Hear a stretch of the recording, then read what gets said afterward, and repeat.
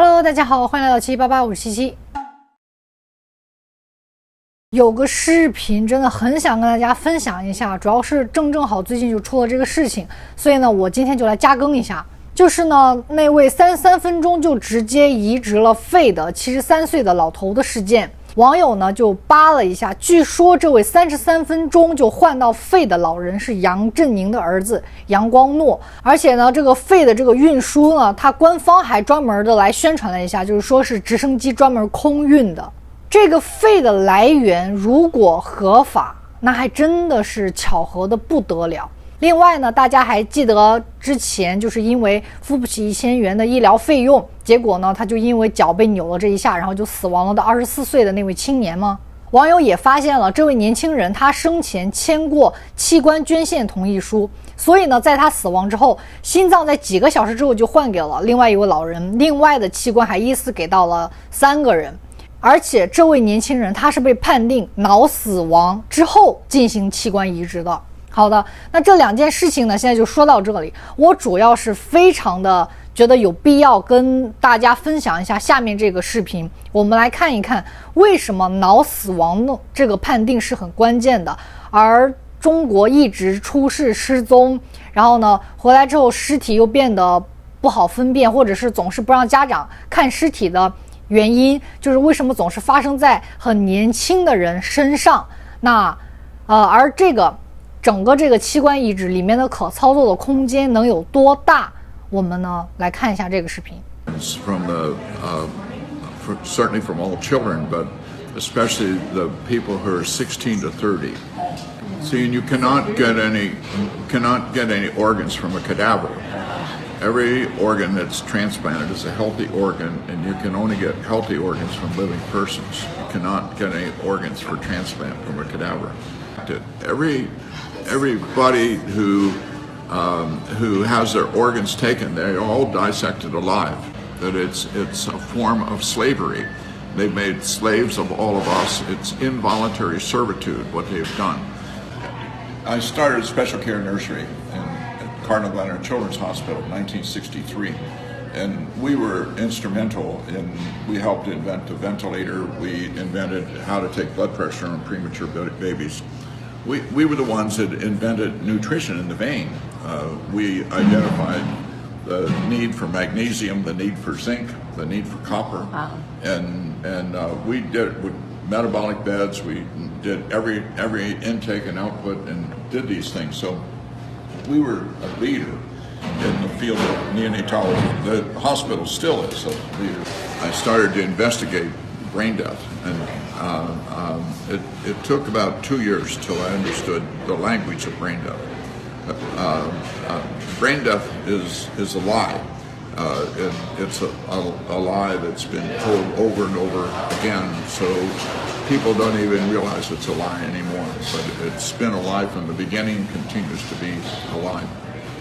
The way it occurred was that Christian Bernard did the first heart transplant in South Africa in 1967. 3 days later, they did the second heart transplant. It was done in Brooklyn, New York. And what they did is they cut the beating heart out of a 3-day-old baby and transplanted it into an 18-day-old baby. And at the end of their surgeries, a short time after the end of their surgeries, both of those babies were dead. It was illegal, it was immoral. And so they had to do something to make it legal. And so what they did is they set up a committee at Harvard, and the committee invented brain death. The committee did not do studies on dogs or cats or rats. They didn't collect data on human beings, they just invented brain death. And they had no patient data, they had no basic science studies. A lot of people think that brain death means flat brainwaves. They're not even required to do brainwave testing. They studied 9 patients, and 2 of the 9 still had brainwave activity. And then they concluded no longer is it necessary to look at brainwaves, so it's not required to look for brainwave activity. So when they're doing the transplantation on people they say are brain dead, they're all alive. They're all alive, yes. And completely recoverable. They're all alive. You cannot. So they're harvesting organs out of people who are in some way conscious. They just can't communicate. Well, consciousness. When they feel pain. Consciousness and pain. It's one thing not to demonstrate consciousness, and then we use words like unconscious. But unconscious does not mean that there's no consciousness. It just means that we do not observe consciousness. And there's a difference. Just because a person can't demonstrate pain doesn't mean they don't have pain. You know, a very good example of that is they give paralyzing agents when they take the organs, so that they don't move and they don't squirm. So horrible. And even if they don't move and don't squirm, when they cut on them, their heart rate goes up and their blood pressure goes up, which is the response to pain. But they can't demonstrate that they have pain. Because they're paralyzed. They medically paralyzed them. Yeah. So they can't respond by... That's right. So in any event, they invented brain death mainly to get organs, but then also so they don't waste money on treating people who aren't ever going to get a job, who are just going to live and not die. And so you see what brain death is, it's primarily a way to get organs. No, it's no different than what they did in Germany. It's exactly what they did in Germany. It's exactly what they did in Germany. And actually, in my research many years ago, when you had to do the research by going to what we call the stacks in the library to get the old journals, and I found articles in the Journal of the American Medical Association in 1919, 1920 of a doctor in Germany who wrote to Journal of the American Medical Association and telling them what the doctors were doing in Germany. He signed it, the overseas correspondent, and told the doctors in the United States what was going on in Germany, and that was before Hitler. So in many ways, what's going on in this country is very similar to what was going on then. And it took World War II to stop those doctors. But then what happened was that their records all went to the Russians. But no, I thought that through the Operation Paperclip, that the doctors, we brought the German doctors to the United States. Some of them came to the United States. Very few of them got charged with anything. Very, very few of the German doctors. And the German doctors were already involved in doing evil things before Hitler. Remember, I told you in 1920, Hitler didn't come into power until 1933 or 34. And Hitler was elected, by the way. Okay. Sure, yeah. He was elected and then became the dictator. And so yes, it is very similar to what was going on in Germany, and it was the German doctors. And I'm not opposed to doctors for lots of reasons, and I'm excited about many of the advances that have happened in medicine. But there's a fine line, though. There's an ethical and a moral line. Ethical and moral line. You know, those are rooted in words. One is Greek and the other is Latin, and they are very similar in the sense that they both revolve around how one ought to behave. And ought is a very special word. It's rooted in the word owe. So it's how the doctor ought to behave because he owes it to his patient to behave in a certain way. So ethics and morals. And so what they've done to that, and like when I went to college and to medical school, I learned ethics. And I also studied biology. So, and biology is a study of living things. Ethics is how one ought to behave. So what they've done is put together bioethics, and they're like water and oil. They don't mix. You can't mix when you're studying what's already set in place. That's biology with something with how one ought to behave. So you put them together and you get something that you can do anything you want with it, and they do. There is actually no meaning behind that. No, bioethics do what you will. is a field that they are not ethicists and they're not biologists. They are people who are trained to carry out something, and the way that brain death works is that they get the clergy and the people in pastoral care and to get involved, and then in organ transplants they have a designated requester, and a designated requester is usually a very nice person who dresses nice and befriends the relatives. Can I get you a cup of coffee? Oh, I know this has to be terrible on you. We'll do everything we can to help you. And all of that is part of getting them indoctrinated to get their organs. And see, you cannot get any organs from a cadaver. Every organ that's transplanted is a healthy organ, and you can only get healthy organs from living persons. You cannot get any organs for transplant from a cadaver. The things I'm telling you is that you are not allowed to hear, and because if you hear it, you will be upset, as all three of you are upset, and rightly so. You should be upset, because whose organs do they want? They want the organs from certainly from all children, but especially the people who are 16 to 30, and their life is in jeopardy. If they're unconscious and on a ventilator, they're going to get their organs, and they do everything to get their organs. And once the organs are taken, you can't bring them back to life. And so what they do is they tell the relatives, well, you know, your daughter Sally would really like to do something good, and this is a way to make something good out of this tragedy,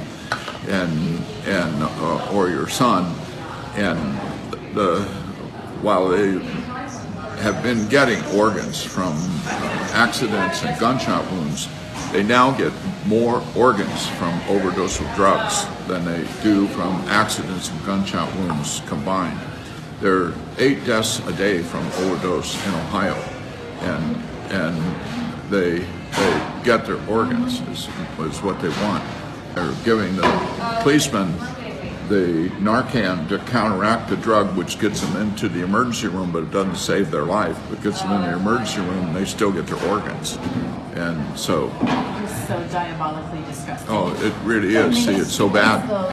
The common denominator is that each person is unique and unrepeatable and special. And a person is alive whether that person can walk or talk or show consciousness. In brain death, they do only 3 things for brain death. One is the patient does not show consciousness. The patient does not have brainstem reflexes that involve the eye or the ear. So there's about 14 brainstem reflexes, but they test only 6. They don't test the others. And then the test that they do that is called the apnea test. It's really not a test, it's a procedure. And what they do is take the ventilator away for 10 minutes. And the patient has to demonstrate that they can take a breath in that 10 minutes, or that becomes the signal to cut out their organs. During the time they're off the ventilator, the carbon dioxide builds up, the acids build up. That makes the brain swell worse and makes them get worse. So everybody must learn, do not do an apnea test. You all must learn it now. And you have to know it. I hope you never have to use it on your relatives, but you need to learn it. Do not do an apnea test. No one should ever have the procedure of an apnea test. And then you have to know that the overdose of drugs, they need time to heal. You know, right now, and I got a text as I was coming in from the father of a girl in Canada, Takesha, McKitty. You can Google her if you want, Takesha McKitty. And they called me and asked me if I would help with Takesha, so I went to Canada to help her. She overdosed on September the 14th. On September the 20th, they issued a death certificate on her. She's still very much alive. She moves her feet, she moves her legs. You know, and, I mean, I could. But she has a death certificate? She has a death certificate. She has a death certificate on September the 20th, and this is December the 5th.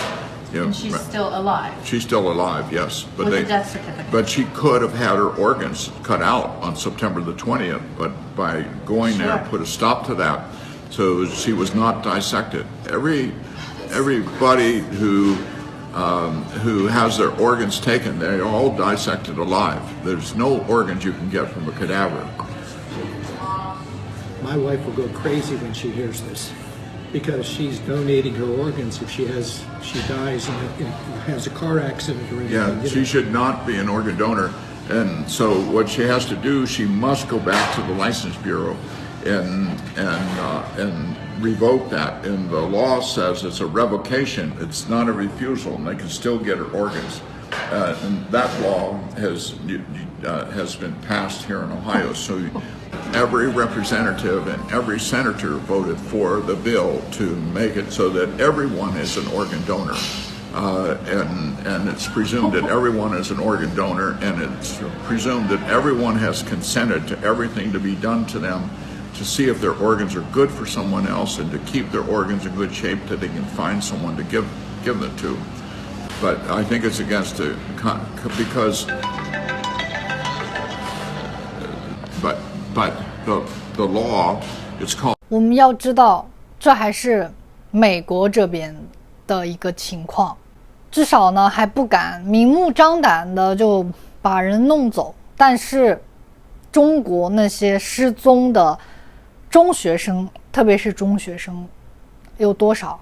然后呢还全部都不允许家长查看尸体，全部拉到火葬场统一处理。等家长见到的时候已经变成一捧灰了。所以他们是因为什么呢？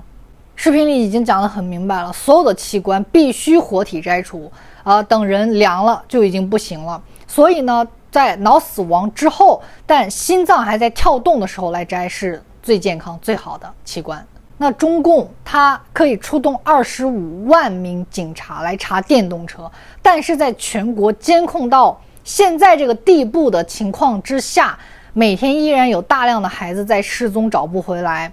说真的啊，如果说你说一个人他是境外势力，他在这个大声嚷嚷着反共的什么，他有这种反叛的这种证据，我觉得最多3天，这个人只要还在中国境内，我相信就一定能被找到。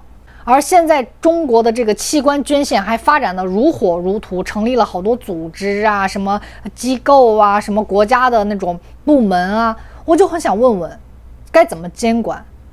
美国现在这样子就已经这样子很麻烦了，我想知道一个没有法律的国家，新闻不自由的国家，人民又没有任何权利的国家，这个器官捐献你怎么才能够监管这些器官的来源呢？